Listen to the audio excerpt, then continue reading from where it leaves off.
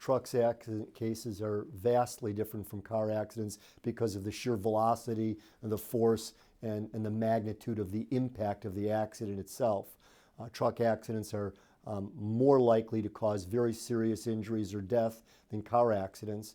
In addition to the significance of the injuries involved, you're also dealing with a whole myriad of regulations that deal with the trucking industry, not just the insurance companies involved and the investigative teams that are involved, but you have to be knowledgeable of the trucking industry and the regulations that are involved.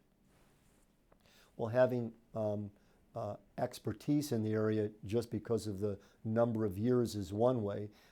Having relationships with people in the trucking industry, dispatchers and trucking companies, and having relationships with people on the insurance side of the business also provides critical information in how to approach an accident and how to understand what the trucking companies will do to defend themselves in these types of cases.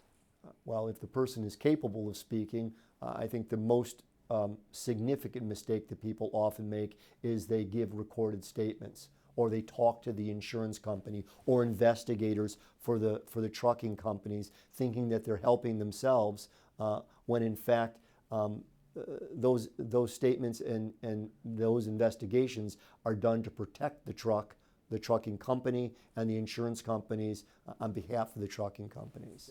We have a strategic approach to deal with people who are knowledgeable in the industry. We also have many connections with accident reconstructionists, biomechanic experts, human factors experts, all in place to assist us in establishing negligence with respect to the truck accident and establishing why the trucker was at fault as opposed to the operator of the vehicle, the pedestrian, the motorcyclist, or whoever else we're representing. I'd say that all accidents that involve trucks can be considered truck accidents, but they are varied in terms of the types of cases involved. You could have a highway design defect case that involves a truck. You could have a traditional rear-end automobile accident that involves a truck, or you could have a single vehicle accident involving a truck where you're looking to get the driver of the truck himself no-fault benefits that they may be entitled to.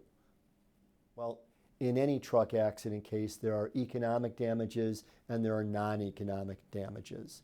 The economic damages involve wage loss, medical expenses, and other benefits that you're entitled to under the Michigan No-Fault Act. The non-economic damages are those involving pain and suffering, loss of enjoyment of life, and unfortunately, in many situations, death, and so the loss for family members. Those are the types of damages that are typically involved.